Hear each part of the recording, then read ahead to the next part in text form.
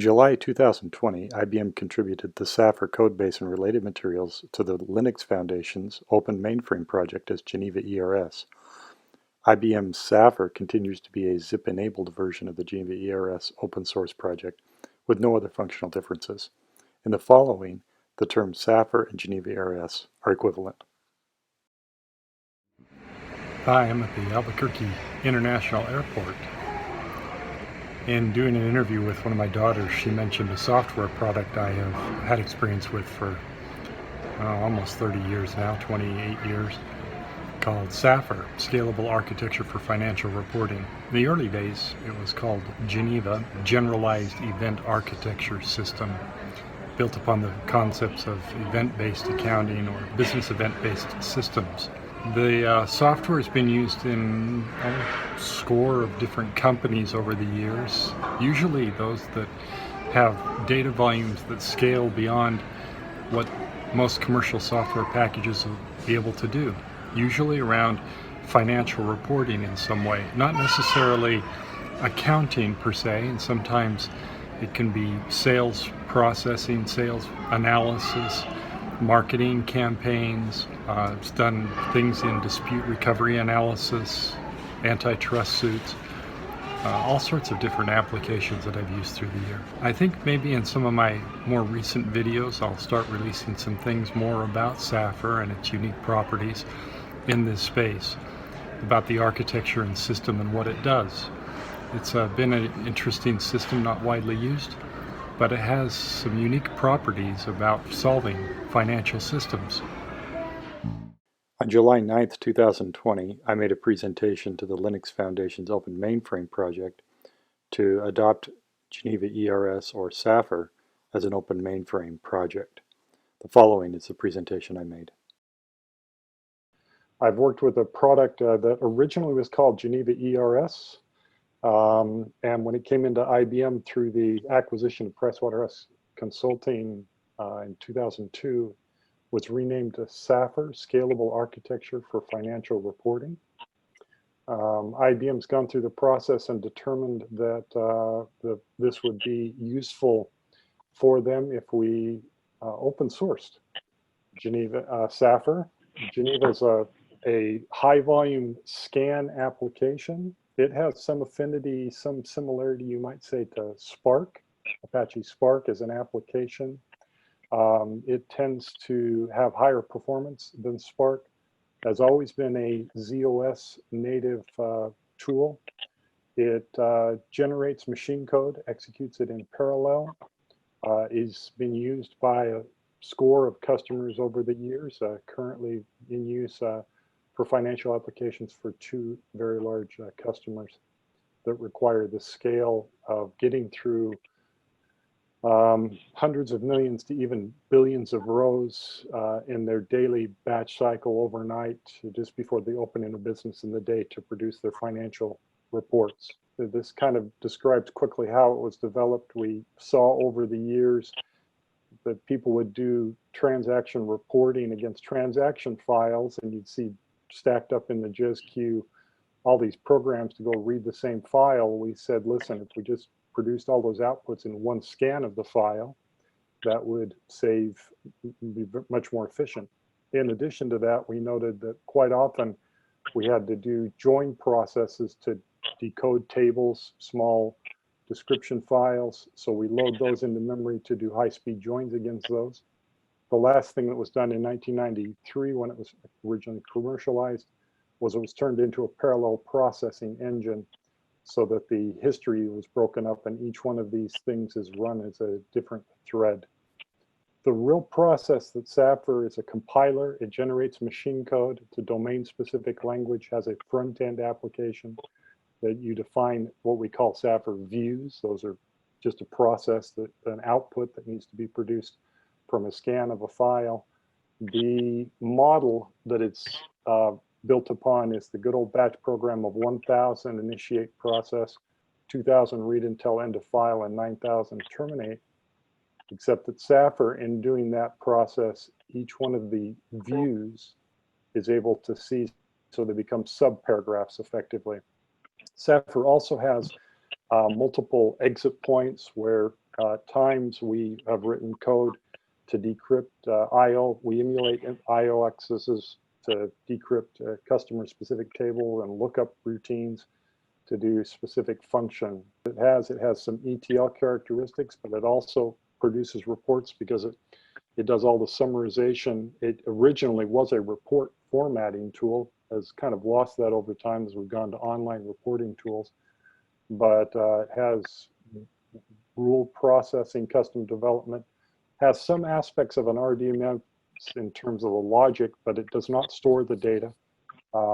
The data can be stored in anything, and most of our customers use actually sequential files for storage of the data because of the volumes involved. Lines of code, C++ and high-level assembler, has Java, some SQL, so it's about 600,000 lines of code developed over 30 years. Was a new version was developed in 2000 where we went out of CICS. We still have the version 3 code, we call that. Could contribute that to open source if somebody was interested in that as well. But the current version is all of this set of code. That was COBOL and assembler. We built recently the GenevaERS website. We have a museum here of significant documents from our history talking about GenevaERS. We think that the application that we're thinking about, the IBM will still offer GenevaERS as a commercial application, but it will be zip enabled. So if you desire to have zip enabled GenevaERS, and it will be called SAFR, Scalable Architecture for Financial Reporting still, that commercial product will require a maintenance contract with IBM. We have a maintenance team that helps support our customers today. We'll be continuing that, but we have a large base of customers, ex-IBM people and customer base that we think are interested in contributing. They seem to be energetic about kicking this off, so we think we've got a good base. Coming from a services background, we've never been supported by licensed software. We always have done our development collaboratively with our customers, adding new features to the product in response to customer needs. So there's many aspects of open source that we've already been working in over the years as a tool.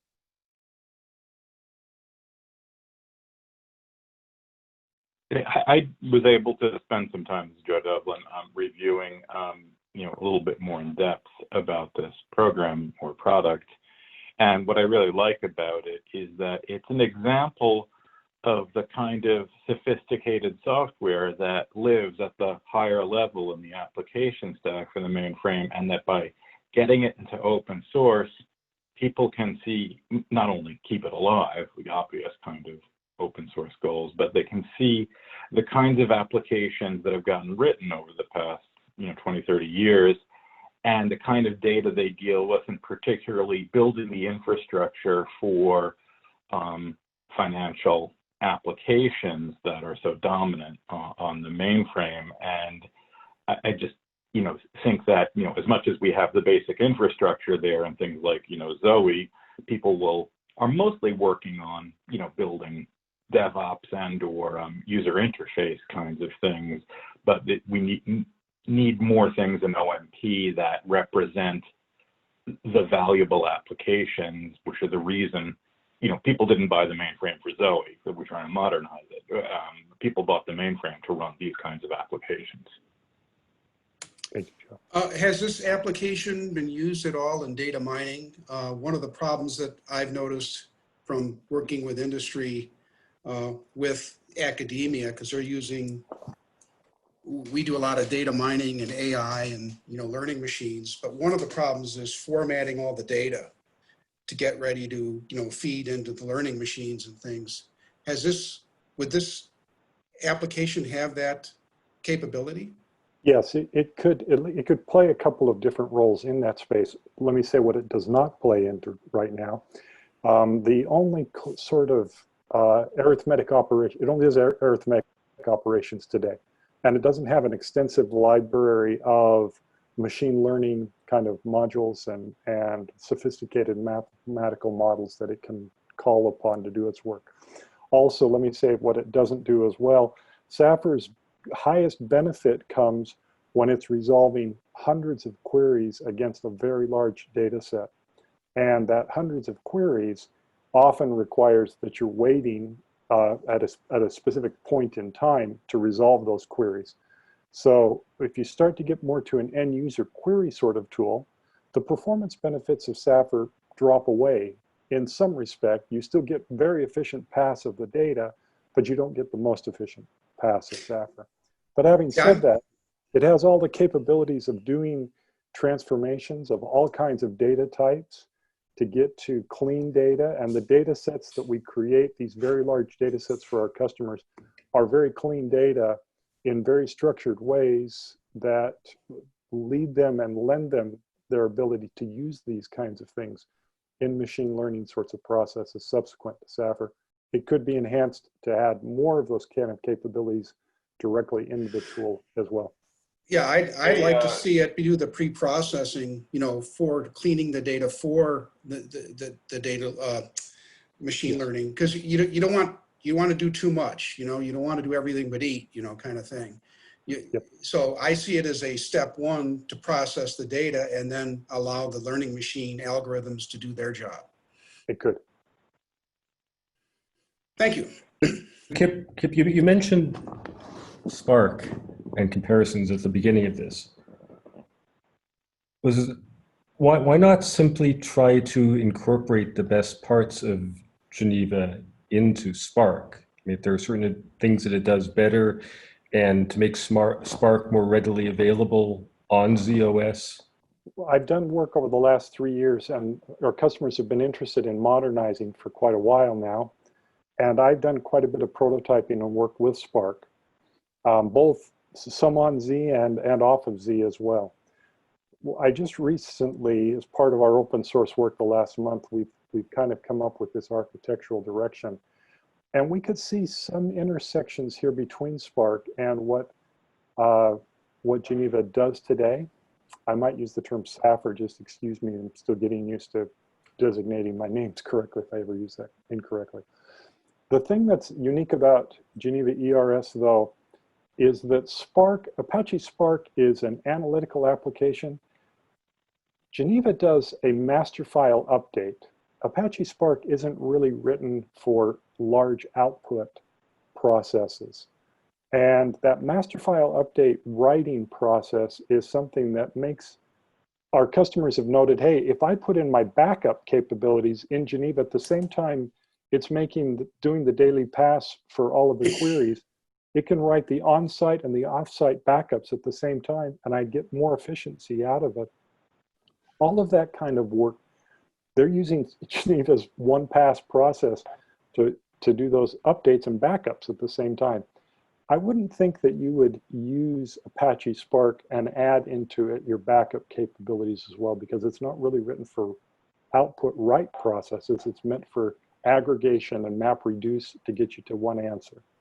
There's also some things called common key buffering that is a unique kind of processing mechanism whereby we do large table joins against millions of rows records. It's a hierarchy process of match merge that I think gives SAFR, Geneva, the highest performance and most utilization. It's not something that's in Apache Spark. It could be added to Apache Spark. So there's some interoperability that we're looking for driving in the open source world. Our customers do have things that they'd like to run in Apache Spark at times, which would be more effective for them on a different platform. They'd like to use SAFR Workbench metadata for doing those processes. We'd also like to be able to take in and open up this new Java code way of getting processes into SAFR so that we could actually become an Apache Spark execution engine for the set of functions that SAFR can do, Geneva can do on z/OS, and we think we'll have higher performance. We know we'll have higher performance. Our code base, a customer just converted tried to convert a SAFR process to Apache Spark.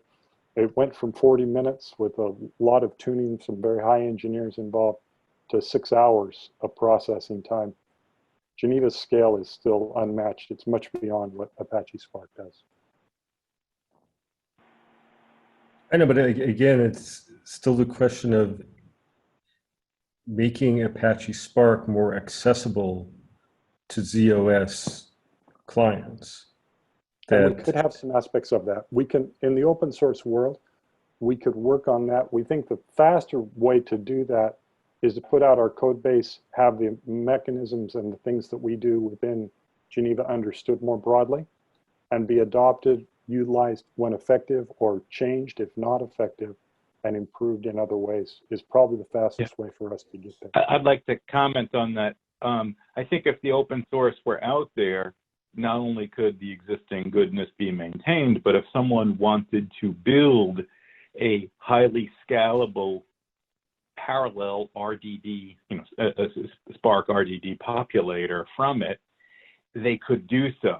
And it would probably be hard if it weren't open sourced to do that, so that, one of the back ends or, places to which Geneva could flow forward, if it could flow forward efficiently without having to, serialize the data out to data files again, but build that sort of custom populator the way sophisticated SQL interfaces work in, Spark to get all that data in there in parallel would really be the key. And also, I thought Apache Spark, in quotes, worked perfectly on mainframe, in that the mainframe Java is very good and it just works. Yeah, but the issue is instruction path length. We are SAFR Geneva tends to be 50% to 60%, even 70% faster than COBOL. So our instruction path lengths are incredibly short, and it's been tuned over 30 years. We go to machine code the processes that we've developed. So if you're going to a JVM, you're going to be executing more. You're going to have a longer instruction path length just because of the JVM, even if it's very efficient. You'll have a difficult time beating the SAFR performance. It's been proven by our customers. They have looked for alternatives for a number of instances, a number of times, and do not find anything that has the scale that the Geneva has. Right. But if the downstream processing is more complex than what SAFR can handle, it's good to get that data directly shunted efficiently into a Spark cluster. Exactly. That is right. And on just a discussion today with Joel, the IZOTA solution on IBM on Z uses MDS as its feeder. Well, Geneva could use MDS as its feeder. Geneva doesn't have a lot of ETL. It has an ETL characteristic, but it doesn't have a lot of connectors to different kinds of data types. It doesn't read IMS natively. It reads VSAM, DB2, and sequential files. But it could use MDS to get to greater sets of data on Z as well. So there's integration points here, multiple ways that this could go. Is there a large list of APIs that you have with this product? Or is that something that you would do with in open source?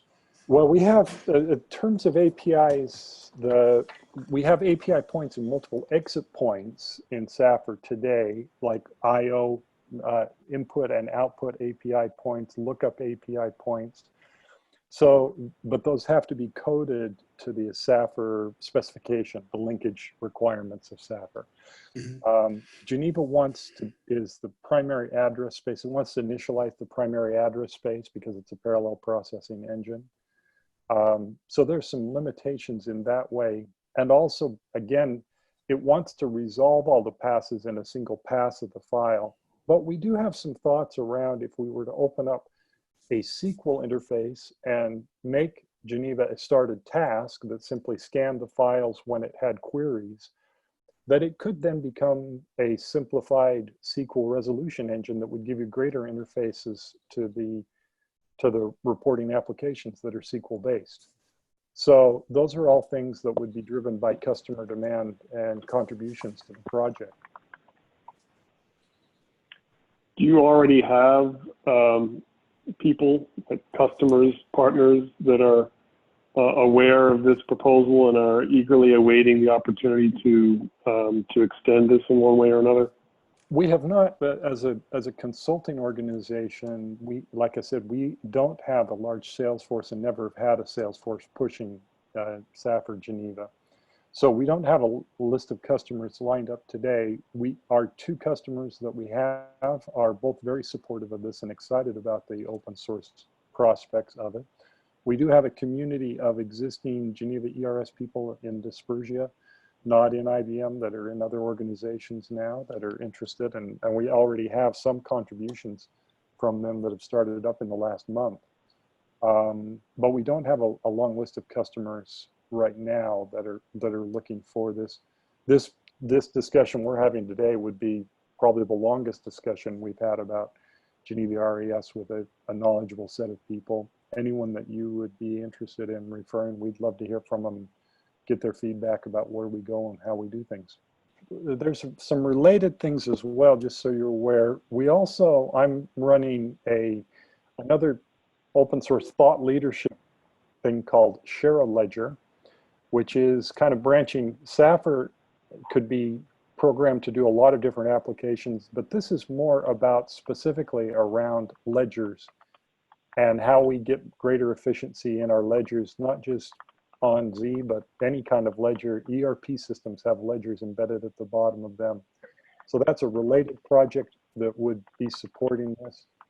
I also run financialsystemseducation.com, which has a list of resources around ledgers and financial systems and Z technology and other kinds of things. So these are all supportive of what we're trying to do here, would be included as part of the project.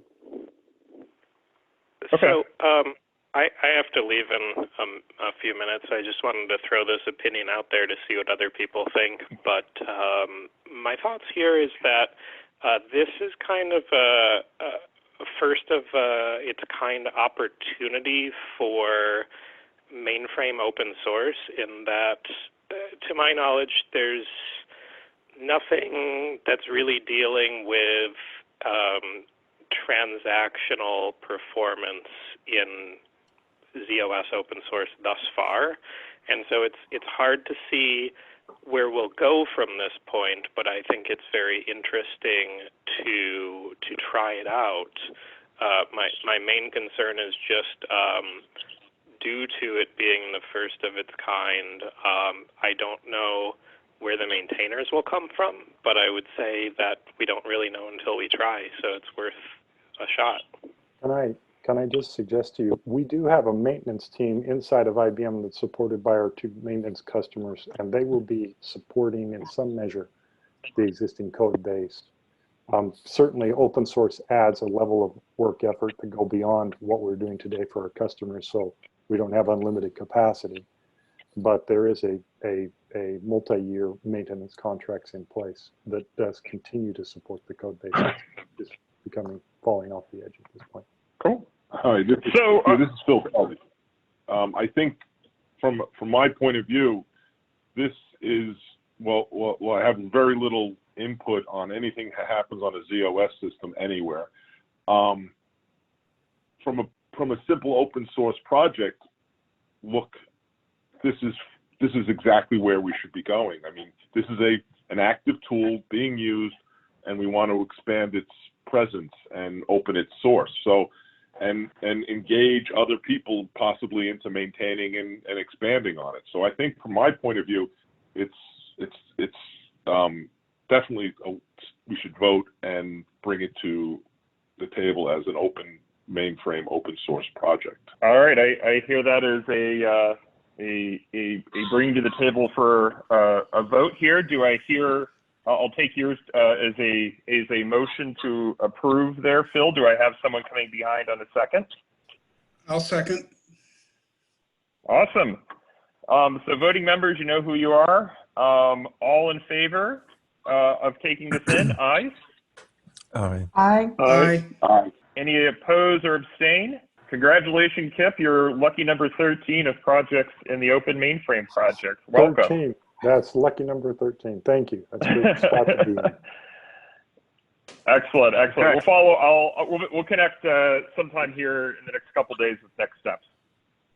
Thank you very much.